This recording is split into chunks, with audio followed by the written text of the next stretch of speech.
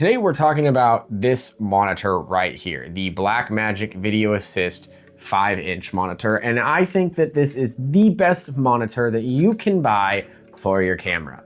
And if you don't believe me, watch till the end and then comment. So if you're like me, you probably started off with something like an Atomos Ninja V because, like me, I wanted to shoot 422 10-bit 60 frames per second from my GH5. And while I love this monitor, I think it's a great monitor and I still use it to this day, I was wanting something more from my monitors. I live in Texas where it's very bright and I'm constantly having to be outside and view what I'm trying to view on my screens, and a 1000 nit monitor is not enough. That's why I originally bought this, was because it has 2500 nits brightness. And that allows me to run and see everything on the screen clear as day in the bright Texas sun. So let's talk about why I bought this monitor specifically. And the first thing was the price. For, I think it was like $5.99 or $4.99 when I bought it. There was no other monitor that compared to me. This allowed me to do Blackmagic RAW. It allowed me to have 2500 nits brightness, SDI and HDMI, and dual NPF batteries. And so for me, there was nothing that came close to this monitor, especially for the price. And because I've used Blackmagic cameras for my entire career, it allowed me to have the simplicity and the beauty of Blackmagic OS in a monitor. And so for me, I couldn't ask for much more. But as I've used it more and more, I can say with certainty that it has become more and more my favorite monitor. So I've recorded Blackmagic RAW from this so many times. I've done it with the GH6s, I've done it with the S5 IIX. And to me, it takes those cameras to a next level. The S5 IIX, I swear, has a more beautiful image when it comes out of the Blackmagic Video Assist, and it feels like there's more like dynamic range. I think the only camera that I think that compares to the S5 IIX with Video Assist would be something like a Red Komodo. And I think that it gives it this edge that only Blackmagic can give it. And then when you pair it with the GH6, for example, you get open gate Blackmagic RAW. So for me, using this with mirrorless cameras unlocks a level of quality that you don't get with the internal codecs. So that was kind of one of the reasons, and one of the main reasons, but the other was that brightness. I have filmed so much in the bright sunlight of Texas. So many times I have struggled to see things on this monitor. So many times I had to switch to this small little 3-inch monitor that comes on the mirrorless cameras that I finally decided, okay, it is time. And as soon as I bought this, I was blown away. There have been many times that I've been in like 12 o'clock noon filming, whether it be rodeo, whether it be drifting cars, whatever it was, I've used this and I can tell you with certainty that you can see everything clear as day on this monitor. And it makes such a huge difference between a 1000 nit monitor.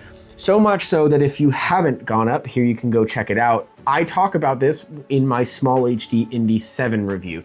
And the biggest problem for me with that one was, again, the 1000 nits brightness. You're paying like $1,400 for a Small HD monitor. I get that it has a lot of cool features.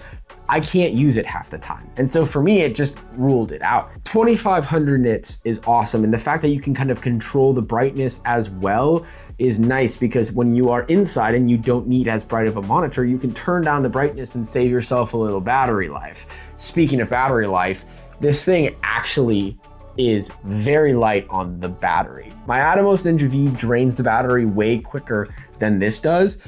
And I only know that because I will constantly be shooting long form recordings, like for conferences and stuff, and I'll be recording for 5, 6, 7, 8 hours. And the amount of battery after running the camera and these monitors and recording to them, this always comes back with more battery power left in the day than the Atomos Ninja V. So this is not only a better battery monitor, but you get the dual NPF slots on the back, which mean two things. Number one, you can run a V-mount battery with a dummy battery to the monitor and run like with my Lumix camera's power delivery with the battery in the camera, and you can hot swap this or hot swap a V-mount without this turning off because you've got that secondary battery on. Or if you are just wanting to run with NPF batteries, you could put 2 NPF batteries on the back of this, and this allows you, if say you're doing an interview and one battery dies,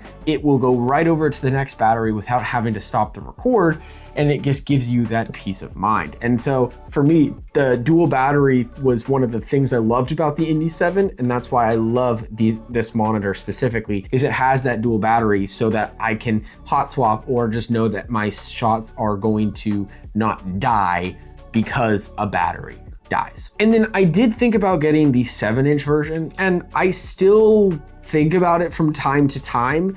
The 5-inch is a little small some of the time, but for the most part, I actually do prefer the smaller monitor. I think it makes it more portable, it makes it lighter, it's not as thick and ginormous as the 7-inch monitor. So I think overall, this is a very good size for like a monitor, but sometimes I do want a bigger monitor for certain things, like when I'm filming conferences, just to make sure people are in focus, just to make sure things are happening. I do like a bigger monitor sometimes, but for the most part, the 5-inch is fine.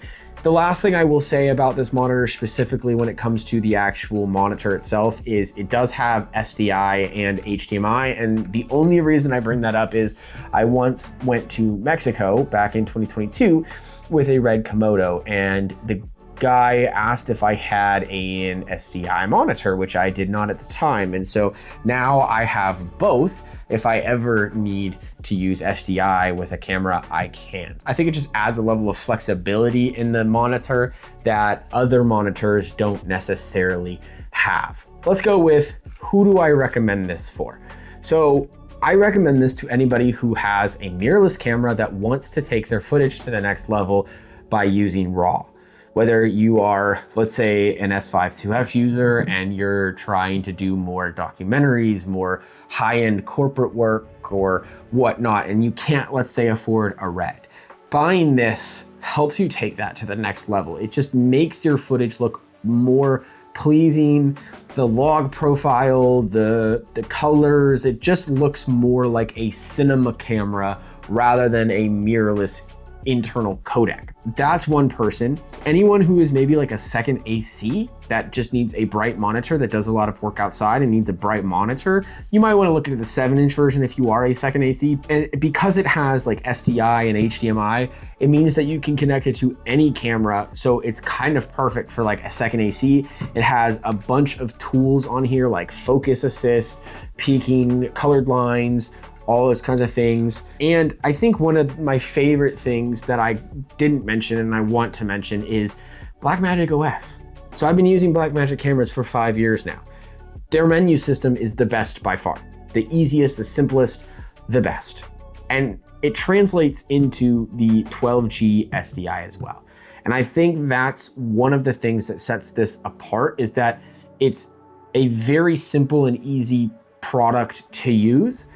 You get a lot of great tools and you get just a great functional monitor. This has been a very good pairing with the S5 IIX and the 6K Pro when it comes to interviews, when it comes to shooting documentaries, needing something a little more run and gun. I've mounted this to my gimbal with my S5 IIX. So honestly, I have used this monitor so much and it's my like go-to monitor. If I need a monitor for something, this is what I'm taking. I love this monitor, and again, for the price, I don't think that you can beat this. There really isn't a better monitor, in my opinion, than this. Some people will say, oh, small HD. Truth be told, watch my small HD monitor review. I didn't like the page system. It was very laggy.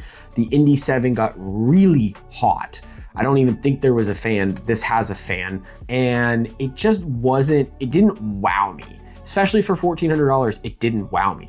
This wows me. This is my go-to. This is the monitor I pick up. If you haven't gone and bought one yet, I will link it down below. It will be an affiliate link. It doesn't cost you more. It just helps out the channel, helps me continue to make videos like this. Thank you for watching. This is a series of I guess, gear tips that I'm doing. The whole point of this series is simply to talk about gear that helps me in my corporate work.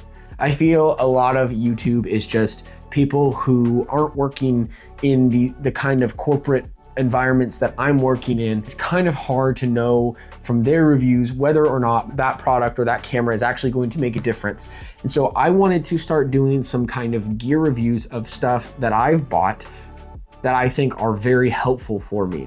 So if that is something that you want to see, if that is something that you have been desiring, then please hit the subscribe button and the notification bell, and please comment some things that you might want to see. I actually have a few videos planned out, but I do know that there are people out there who might want something else as well. Thank you so much for watching. I know there's a lot of other things you could be doing with your time, and I thank you that you gave me your time. If you have any questions, if you have any comments, if you have any topic ideas, put them in the comment section below, and I will see you in the next one.